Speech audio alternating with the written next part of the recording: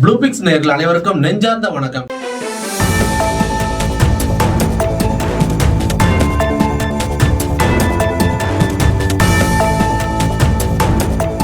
இன்னைக்கு நம்முடைய அரசியல் பார்வையில் ஒரு முக்கியமான விஷயம் அலச போறோம். அதை பத்தி பேசுறதுக்காக மூத்த பத்திரிகையாளரும் நமது நண்பருமான விஸ்வா அவர்கள் அணிந்திருக்கிறாரு. வணக்கம் விஸ்வா. வணக்கம் ஜோட். நல்லா இருக்கீங்களா? நலம். நீ எப்படி இருக்கீங்க? மகிழ்ச்சியா இருக்கேன். அப்புறம் இருக்கிறதுலே ரொம்ப சென்சிட்டிவ் சப்ஜெக்டாக தொட்டு தேடி போய் பேசுகிறாரு சீமானு. அதாவது பப்ளிக் மத்தியில் என்ன ஒரு பேச்சுனா, சீமானோட கட்சி வந்து கரைஞ்சிக்கிட்டு இருக்கு, நிறைய நிர்வாகிகள் வெளில போகிறாங்க, அதனால அவர் பெரியார் மேலே அவர் வைக்கிற விமர்சனம் இருக்குது. ஆனால் சில விமர்சனங்கள் வந்து தரம் தாழ்ந்து பெண்கள் முகம் சுளிக்கிற வகையில் இருக்குல்ல, அதை எப்படி பார்க்குறீங்க? முதல்ல வந்து நிறைய பேர் தப்பு பண்ணிட்டு இருக்கிறாங்க. அவங்க இப்போ ஒன்றும் புதுசாக வந்து திராவிடத்தையோ பெரியார் அவர்களே விமர்சிக்கல. தொடர்ந்து 2009 அந்த முள்ளிவாய்க்காலுக்கு பிறகு வந்து பார்த்திங்கன்னா அந்த 1,00,000 பேர் இறந்து போனதற்கு திராவிடம் வந்து அவங்க வந்து அதை காப்பாற்றாமல் விட்டுட்டாங்க அப்படிங்கிற ஆதங்கமாக உங்களுக்கு தொடர்ந்து இருந்துகிட்டே இருக்குது. தமிழ் தேசியர்களுக்கு இருந்துகிட்டு இருக்கு. இப்போ இவங்க விமர்சிக்கிறது என்ன விமர்சிக்கிறாங்க அப்படின்னா, இவே ராமசாமி பெரியார் அவர்கள் பேசியதைத்தான் எடுத்து பேசுகிறாங்க. புரிஞ்சுங்களா? அவர் வந்து அவருடைய இப்போ என்ன பிரச்சனைனா, அவங்களுக்கு இவருடைய புத்தகங்கள் எழுத்துக்கள்லாம் இன்னும் வந்து வெளியில் வரல. உரையாசிரியர்கள் குறிப்பாக வந்து பார்த்தீங்கன்னா ஆணிமுத்தையா எழுதுனவங்க உரைநடை தான் வெளியில் வந்திருக்கு. ஒரு சில விடுதலை இதழ்கள்லாம் வந்து வெளியில் வந்திருக்கு. அதில் அவர் வந்து பல்வேறு இதை பற்றி பேசுகிறார். குறிப்பாக வந்து இந்த பெண்கள் முகம் சுழிக்கும் அளவுக்கு சீமான் பேசல. அவரே வந்து டிஸ்கஸ் பண்ணியிருக்காரு. அதையே உலகெங்கிலும் இருக்கக்கூடிய ஆண் பெண் உறவு எப்படிப்பட்டது அப்படிங்கிற பற்றி அவர் வந்து எழுதியிருக்காரு. அவர் அனலைஸ் பண்ணுறாரு அந்த காலத்தில் இப்படிலாம் இருக்கு. இல்லை, ஆனால் அவர் சொன்ன விதத்திற்கும் இவர் சொன்ன விதத்திற்கும் முரண்பாடு கொச்சையா ஒரு முகம் சொல்லிக்கும் வகையில் நீங்க அதை வாசிங்கன்னா சீமான் பேசுறது நாகரிகமா இருக்கும். அதுக்கு நான் வந்து சீமானுக்கு ஆதரிச்சு பேசுறது இல்ல. சீமான் பொது வெளியில பேசும்போது ஒரு நாகரிகம் தேவையில்லை. சீமான் தவறு செஞ்சிருந்தா நிச்சயமா தவறுன்னு சொல்லுவோம்.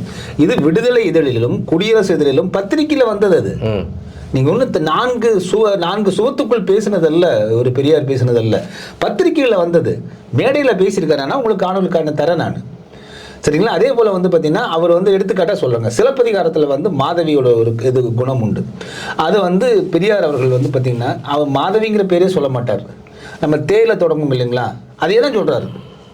நீங்கள் அந்த காணொலி இருக்கிறவரை உங்களுக்கு வந்து அவருடைய குரல் பதிவே காமிக்கிறேன். அது என்னன்னா, அந்த கதை வந்து பார்த்தீங்க அப்படின்னா, கோவலன் வந்து மாதவியோடு அவர் போய் நட்பு கொள்கிறாங்க. ஆனால் மாதவி வந்து பார்த்தீங்கன்னா கோவலனை சந்தித்ததற்கு பிறகு வேறு எந்த ஆடவரையுமே சந்திக்கல அப்படின்னு இளங்கோவடிகள் பதிவு பண்ணுறார். அவர் வந்து இவர் சொல்கிற ஆட்டக்காரியாகவே இருந்தாலுமே சரிதான், சரிங்களா? அவர் வந்து கோவலனுக்கு பிறகு எந்த ஒரு யாரையும் பார்க்கல. மணிமேகலை என்கிற ஒரு குழந்தையும் பெற்றெடுக்கிறாள் அப்படின்னு வருது. அப்போ அவளுடைய ஒழுக்கம் என்பது அப்படி முழுக்க வந்து பார்த்தீங்கன்னா கோவலனுக்கு பிறகு அவர் வந்து கோவலன் தான் தன்னோட கணவனாகவே நினைத்து வாழ்ந்து கொண்டிருக்கக்கூடிய ஒரு கேரக்டர். அதை பெரியார் பேசுறாருங்க. அவர் அந்த மாதவிங்கிற கேரக்டரே தேன் தான் சொல்றாரு. சரிங்களா? அது வந்து அவருடைய யதார்த்தமான ஒரு போக்கா இருக்கலாம். பொதுமேடையில தானே பேசினார் அன்னைக்கு அவரு. அதே போல வந்து பத்திரிகையில தான் பேசினார். இப்போ என்ன ஆயிடுச்சுன்னா, இந்த வாத விவாதங்கள் வரும் பொழுது கருத்தில் ரீதியாக அதை எடுத்து வச்சு இப்போ வாதம் பண்றாங்க, அவ்வளவுதான். அதே போல் நீங்கள் வந்து திராவிடர் கழக தோழர்கள் எல்லாமே நீங்கள் பேசும்போது இன்றும் கூட சிலப்பதிகாரத்தை வந்து அது இலக்கியம்னு பேசுகிறாங்க. புரிஞ்சுங்களா?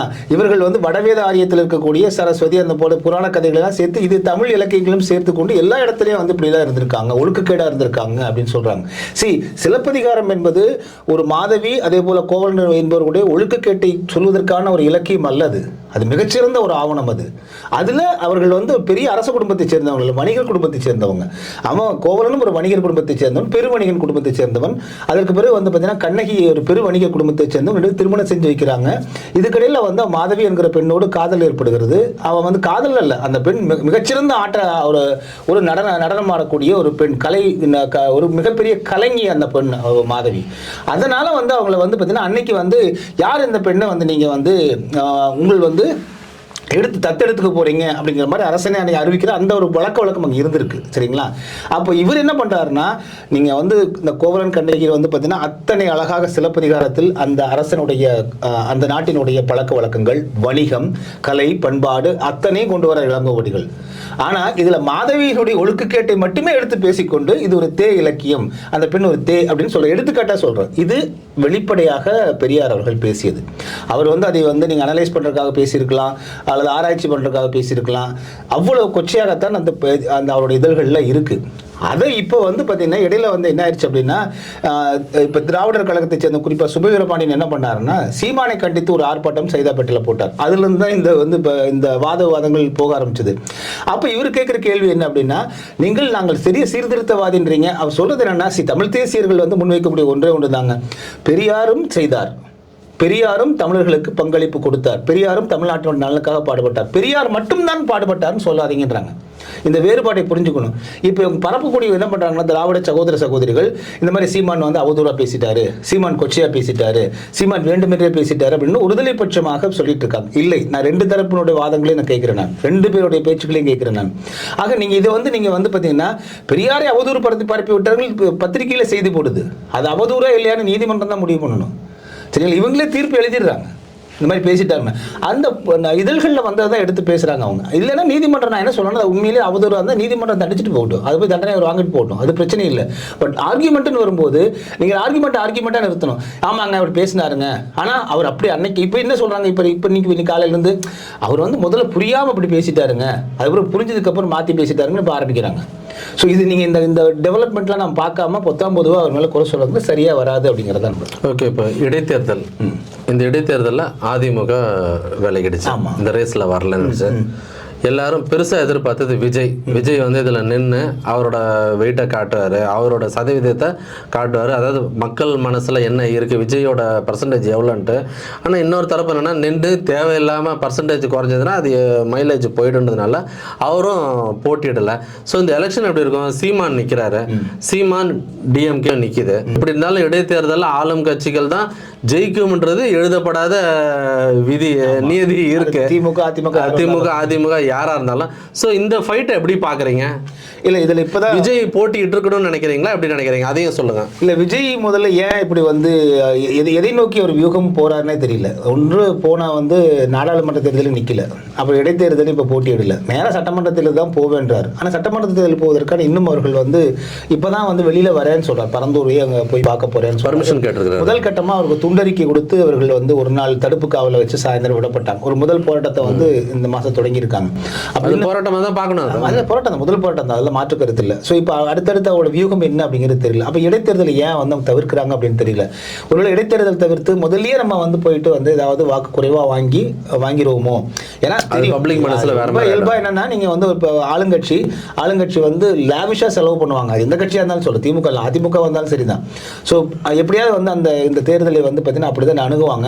அப்படிப்பட்ட ஒரு இடத்துல போய் நம்ம வந்து ஏன் தேவையில்லாம ஒரு குறைந்த வாக்குகள் ஒரு டெபாசிட்டே போயிடுச்சுன்னு வச்சுக்கோங்களேன். ஃபர்ஸ்ட் எடுத்தோம்னா first impression is best impression இல்லையா, அதனால அவங்களுக்கு தயங்குறதுக்கு வாய்ப்பு இருக்கு. அதே மாதிரி குறுக்கிடுக்கு மன்னிக்கவும், இதே மாதிரி எம்ஜிஆர் அவர்களும் திமுகவும் வந்து ஒரு வல்லரசான ஒரு பெரிய கட்சிகள் இருக்கும்போது இடைத்தேர்தலில் நின்று தங்களுடைய பலத்தை நிரூபித்து ஆளும் கட்சியா மாறினாங்க. இதை வந்து விஜய் ஒரு எல்லா ஃபார்முலாவையும் ஃபாலோ பண்றாரு, இதை பார்க்கலாம்ல. நீங்க இது விஜய் மட்டுமே இல்லைங்க, அதிமுகவை நம்ம குறை சொல்லணும். அதிமுகவுமே நம்ம வந்து சொல்லணும், போன இடைத்தேர்தலில் நிக்கல அவங்க, விக்கிரவாண்டி நினைக்கிறேன், எங்க இடைத்தேர்தல் நினைக்கிறேன், இதையும் தவிர்க்கிறாங்க. எல்லாரும் அந்த டெம்ப்ளேட்டை சொல்லிடுறாங்க, சரியான இது அல்ல. நீங்க ஒரு நல்லா புரிஞ்சுக்கணும், மக்கள் வாக்களிக்கிறாங்க, நீங்க வந்து நீங்க முடிவு பண்ணக்கூடாது. நீங்க அரசியல் கட்சி வந்ததே மக்களுக்காக பாடுபடுறதுக்காக தான். இப்போ நீங்க விலகிட்டீங்கன்னு வச்சுக்கலாம், உண்மையிலேயே இந்த இடைத்தேர்தல், ஈரோடு இடைத்தேர்தலில் மக்கள் வந்து என்ன வந்து திமுக பணம் செலவு பண்ணாலும் சரி, அதெல்லாம் தாண்டி நாங்கள் வந்து மாற்றா தேர்ந்தெடுக்கணும்னு முடிவு பண்ணாலும் என்ன பண்ணுவீங்க? அப்போ நீங்கள் அதிமுக தவறு செய்ததுன்னு அர்த்தம், விஜய் தவறு செய்கிறாருன்னு அர்த்தம். அதுதான் நான் சொல்கிறேன், நீங்கள் மக்கள் மன்றத்தில் நின்று ஆகணும். நாங்கள் ஏதோ ஒரு காரணத்துக்காக நீங்கள் செலவுக்கு வேஸ்ட்டு இல்லை நீங்கள் அநீதி நடக்கணும் அப்படிங்கிற நிற்காமல் இருக்கிறது வந்து அது டெமோக்ரஸி, குடியரசு ஜனநாயகத்துக்கு ஏற்றதில்லை அப்படிங்கிறத நம்ம பார்க்குறது. எனவே அதனால தான் நீங்கள் வந்து பார்த்தீங்கன்னா அந்த இடைத்தேர்தலில் நின்று வந்து அவர்கள் பலம் காட்டினார்கள். இப்போ சீமான் வந்து பார்த்தீங்கன்னா எந்த தேர்தலையும் தவிர்க்காமல் தொடர்ந்து நின்று வந்து இப்போ பலம் காட்டிட்டு இருக்காரு. இப்போ அங்கீகரிக்கப்பட்ட கட்சி கடிதம் வாங்கியாச்சு. இப்போ அடுத்து இந்த விழுக்காடு எவ்வளோ விழுக்காடு வரப்போகுது, கடந்த தேர்தலை விட இடைத்தேர்தல் ஈரோடு இடைத்தேர்தல் அதிக விழுக்காடு வந்துச்சுன்னா அதுக்கு பலம் அவங்களுக்கு. ஸோ அவங்க உறுதியான நிலைப்பாட்டில் நாங்கள் எப்பொழுதும் மக்களோட நிற்போம் அப்படிங்கிற நிலைப்பாட்டோடு நிற்கிறாங்க. இதுதான் ஒரு அரசியல் கட்சி எடுக்க வேண்டிய நிலைப்பாடு. இது அதிமுகவும் தவற விட்டுருக்குது, தவற விட்டுருக்காரு அப்படின்னு நம்ம பார்க்கிறோம். அவர்கள் என்ன காரணம் சொன்னால், காரணம் வந்து இதுவாக இருக்கலாம், இருந்தாலும் இது வந்து ஒரு குடியரசு ஜனநாயகத்தை நல்லது என்ன ஆயிரப்போது, போட்டி போட வேண்டியதானே. தோத்து போனதுனால என்ன ஆயிட போகுது? நீங்க என்ன உங்களுக்கு கட்சியினுடைய அங்கீகாரத்தை ரத்து பண்ண போறாங்க, இல்லை கட்சி கலைச்சர் சொல்ல போறாங்களா? போட்டி போட வேண்டியதானே, போட்டி போட்டால் தானே தெரியும் மக்களுக்கு. பிஜேபியோட ஃபைட் எப்படி இருக்குன்னு பாக்குறீங்க? இல்லை பிஜேபி இன்னும் வந்து அதான் நீங்கள் வந்து போன தடவை இடைத்தேர்தலில் கொஞ்சம் அது உள்ளாட்சி தேர்தலில் கொஞ்சம் வாக்குகள் வாங்கினாங்க, அது உள்ளூர் செல்வாக்கு. இப்போ அதிமுக ஓட்டு யாருக்கு போகுதுன்னு இருக்கு இல்லையா? இப்போ இதே ஈரோடு கிழக்கில் அதிமுக ஓட்டு, பாமக ஓட்டு, விடுதலை சிறுத்தைகள் தேமுதிக ஓட்டு, எல்லாரும் மற்ற ஓட்டுகளாக இருக்கலாம். இது யாருக்கு போக போகுது அப்படின்னு இருக்கு. இதில் நாம் தமிழர் வந்து அவங்களுக்குன்னு சாலிடான ஒரு ஓட் பேங்கை தான் உருவாக்கிட்டு இருக்காங்க. அவங்க மற்ற ஓட்டுலேருந்து ஒன்றும் பிரியல. அப்படி பிரிஞ்சு வரதுக்கான சாத்தியக்கூறுகள் ஈரோடு கிழக்கில் இருக்கான்னு சொல்ல முடியாது. ஏன்னா ஈரோடு கிழக்கில் ஏற்கனவே 2 முறை தேர்தல் நடந்துச்சு. இன்னும் ஒரு ஆண்டு தாங்க. இப்போ யார் ஜெயிச்சாலும் திரும்ப 2026 தேர்தல் வரப்போகுது, திரும்ப ஒரு தேர்தலை சந்திக்கணும். ஸோ இருந்தாலும் அந்த காரணத்தினால தான் வந்து திமுக அங்கே வந்து இறங்குறாங்க அவங்க. ஸோ திமுகவுக்கு வந்து அந்த இடத்த தக்க வைக்கணும். திரும்ப வந்து காங்கிரஸ் கொடுக்க வேண்டாம் அப்படிங்கிற காரணத்தை திமுக முடிவெடுத்திருக்கிறது தெரியுது. ஸோ அதனால இந்த தேர்தலை வந்து உண்மை சொல்ல போனால் தாவேகாவும் அதிமுக இறந்திருந்தா 26 தேர்தலுக்கான ஒரு முன்னோட்டமாக இந்த தேர்தலை பார்த்துருக்கலாம். ஓகே, ஓரளவுக்கு நீ 100% அப்படி கூட ஒரு சர்டன் பர்சன்டேஜுக்கு வந்து நிச்சயமா நம்ம வந்து கணிக்க முடியும் 26 தேர்தல் எப்படி இருக்குன்ட்டு. மிஸ் பண்ணியிருக்காங்க. ஓகே, யார் அந்த சார்? அது வந்து இந்த பக்கம் ஆரம்பித்து வச்சாங்க, யார் ஆரம்பித்தாங்கன்றதை விட அது கடைசியில் ஏடிஎம்கேக்கு பேக் ஃபயர் ஆச்சு. அதில் வந்து சிஎம் அசம்பிளியில் பேசின ஸ்பீச் வந்து பொதுமக்கள் மத்தியில் எப்படி பார்க்கப்படுகிறது? இன்னொன்று, பெண்களை பின்தொடர்ந்தால் புதிய சட்ட மசோதாக்கள்லாம் கொண்டு வந்திருக்காங்க, அதை எப்படி பார்க்குறீங்க? இல்லை, அது வந்து இப்போ அண்ணா பல்கலைக்கழக விவகாரம் வந்து திமுக அரசுக்கு மிகப்பெரிய பின்னடைவு உண்டாக்கி இருக்கிறது, மாற்று கருத்தே இல்லை. நம்ம சொல்லலாம் என்ன வேணாலும். அது காவல்துறைக்கு கொடுக்கப்பட்ட எச்சரிக்கை, அவர் கொடுக்கப்பட்ட தண்டனை, உத்தரவே போட்டாங்க. எச்சரிக்கை மணின்னு சொல்லிக்கலாம். உத்தரவே போட்டாங்க. உயர்நீதிமன்றம் வந்து சென்னை மாநகர காவல் ஆணையர் மீது துறை ரீதியாக நடவடிக்கை எடுக்கணும் உத்தரவே போட்டாங்க. அதை எதிர்த்து இப்போ உச்சநீதிமன்றம், சுப்ரீம் கோர்ட் போயிருக்காங்க. இதெல்லாம் பின்னடைவு தான்.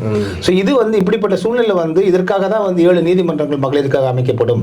நீங்க வந்து பின்தொடர்ந்தால் இந்த ஆண்டு சரிங்கிறது கடுமையாக சட்டங்களை கடுமையாக தூக்கு தண்டனையை கொண்டு வந்திருக்காங்க. ஆனா எனக்கு தெரிஞ்சு வந்து இதே திராவிட இயக்கங்கள் தான் தூக்கு தண்டனை கூடாது என்று ஒரு காலத்தில் சொல்லிட்டு இருந்தாங்க. இப்போ அவங்களே தூக்கு தண்டனை கொண்டு வராங்க. அப்போ இன்னைக்கு அந்த ஒரு அழுத்தத்திற்கு வந்து பெண்கள் பாதுகாப்பு விஷயத்துல நோ காம்ப்ரமைஸ்ன்ற ஸ்டாண்ட் எடுத்திருக்காங்க. அது காரணம் வந்து அது வரவேற்பு தானே. அது காரணம் அண்ணா பல்கலைக்கழகத்தில் அந்த பெண்ணுக்கு அது ஒரு சம்பவம் நடந்ததுக்கு அப்புறம் ஒரு அது கொடுத்த அழுத்தம். இது நீங்க 3 ஆண்டுகளை முதலே செஞ்சிருக்கலாமே.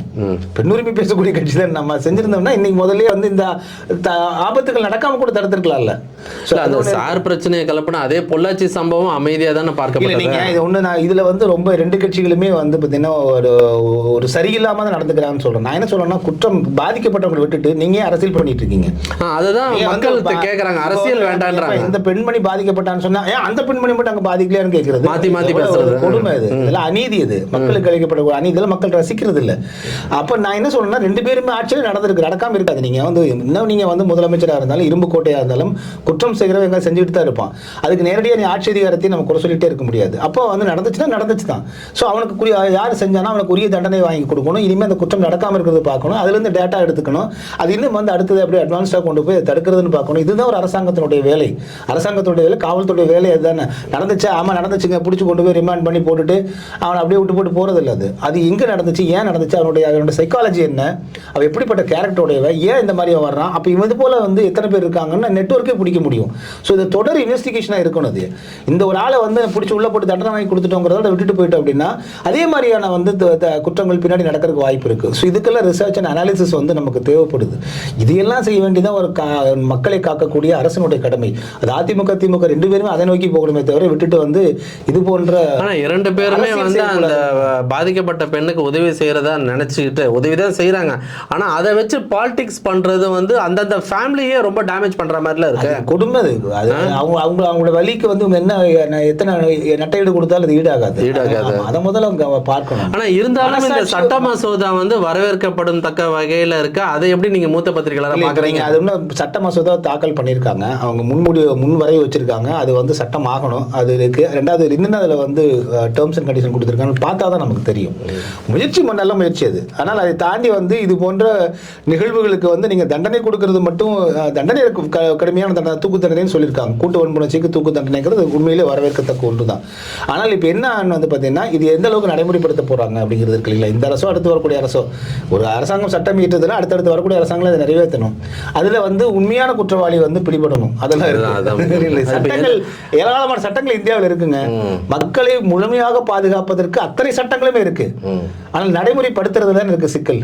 பட் என்னோட பாயிண்ட் ஆஃப் வியூ, என்னோட விஷயம் என்னன்னா, சட்டம் போடட்டும், காவல்துறை அவர்களோட வேலையை செய்யட்டும். வெளியில போகும்போது நம்ம பையன் எப்படி நடந்துக்கணும், பெண்களுக்கு எப்படி மதிப்பு கொடுக்கணும் அப்படின்றது ஆசிரியர்கள் மட்டும் சொன்னா பார்த்தாது. பெற்றோர்கள் முதல்ல பையனை வந்து கூர்ந்து கவனிக்கணும். நிறைய விஷயங்கள் அது கவனிக்கிறதுக்கு கணவன் மனைவி 2 பேரும் வேலைக்கு போயிடுறாங்க. காலைல பள்ளிக்கூடத்துக்கு போனா செல்ஃப் டிசிப்ளின் ஒன்னு சொல்லி கொடுக்கறதுன்னு ஒண்ணு இருக்கு இல்லங்க. முதல்ல மாரல் சயின்ஸ்ல இருந்துச்சு. நான் பள்ளிக்கூடத்துல படிச்சிருக்கேன். மாரல் சயின்ஸ் இருக்கு. எங்க போச்சு அது? இப்ப டீச்சர்ஸ்க்கே மாரல் சயின்ஸ் இல்லையா? இப்ப டீச்சர்ஸ் தானே பாலியல் விவகாரத்துல மாட்றாங்க. நீங்க பெற்றோரை விட குழந்தைகள் அதிகமாக இருக்கிறது கல்விக்கூடங்கள்ல தான். அப்ப கல்விக்கூடங்கள்ல ஒழுக்கத்தை கத்துக் கொடுக்கணும். நீங்க கல்விக்கூடங்கள்ல ஒழுக்கத்தையே கத்துக் கொடுக்கலன்னு என்ன ஆகும்? இல்ல, எனக்கு பெற்றோர்களும் ஒழுக்கத்தை கத்துக் கொடுக்கணுங்க. அவங்களும் தவறிடுறாங்க. அவங்களும் என் பையன் என்ன தெரியாம பண்ணிட்டான், அதுனா யாரும் பண்ணாத தப்பா சொல்றேன்னு சில சப்பக்கட்டு கட்டுற பெற்றோர்களை நான் பார்த்திருக்கேன். அந்த சமரசத்துக்குள்ள இனிமே வேலை இருக்காது. அந்த சமரசத்துக்குள்ள இனிமே வேலை இருக்காது. மக்கள் அதெல்லாம் ஏத்துக்க மாட்டாங்க. எத்தனை நாளைக்கு எப்படி சமரசத்துக்கு போயிட்டே இருப்பாங்க? ஸோ அதனால அரசாங்கம் அதை ஏத்துக்க கூடாது. இப்போ நீங்க சிங்கப்பூர், மலேசியாவில் போன்ற ஒரு குற்றங்களுக்கு இருக்கக்கூடிய கடுமையான தண்டனை அதை நினைச்சாலே குற்றம் செய்ய மாட்டான். ஸோ அந்த ஒரு கட்டுப்பாடு இங்க வரணுங்கிறத நம்ம சொல்றது. மலேசியாவோட சிங்கப்பூர் மிகப்பெரிய கட்டுப்பாடுடைய வருது. அங்க ஒரு குற்றம் செய்யணும்னு கூட தோணாத ஒருத்தனுக்கு. ஸோ அந்த மாதிரி ஒரு எண்ணம் வந்தாதான் நீங்க வந்து இங்க டிசிப்ளின், அவனுக்கு சுய ஒழுக்கம், சில பிரச்சனைகள் அரசாங்கம் ஸ்ட்ரிக்டா இருந்தாலே போதுங்க. ஐயா இது நம்ம செஞ்சோம்னா மாட்டிப்போம், அரசாங்கம் நம்மளை விடாது, காவல்துறை விடாதுங்கிற ஒரு எண்ணம் உள்ள வந்துச்சுனாலே அவன் செய்ய மாட்டான். அதுதான் எனக்கு உங்க பார்வை ஒரு பக்கம். எனக்கு வந்து அரசாங்கம் பார்த்துக்கும் அப்படின்றத விட தன்னுடைய பிள்ளைகளை ஒழுங்காக வளர்க்கணும். இப்போ வந்து பையன் வந்து பைக்கை ஓட்டுட்டு இப்போ லிட்டில் மவுண்ட் சென்னையில் எந்த சைடு போனாலும் இவன் எப்படி பைக் ஓட்டுறான்னு சொல்கிறீங்க. அதில் அவன் பேரண்ட்ஸை உட்கார வச்சு ஓட்டினானா தெரியும், கார் ஓட்டுறவனுக்கும் பின்னால் வரவனுக்கும் அந்த வழி என்னன்னு தெரியும். ஸோ பெற்றோர்களோட பங்கு வந்து இதில் இருக்குன்றது நான் வந்து எப்போவுமே பர்சனலாகவே சொல்லிக்கிறேன். உங்களுடைய ஆழமான அழகான கருத்துக்களை பதிவு செய்தமைக்கு நன்றி. மீண்டும் ஒரு காணொலியில் உங்களை சந்திக்கிறேன். நன்றி, வணக்கம். வணக்கம்.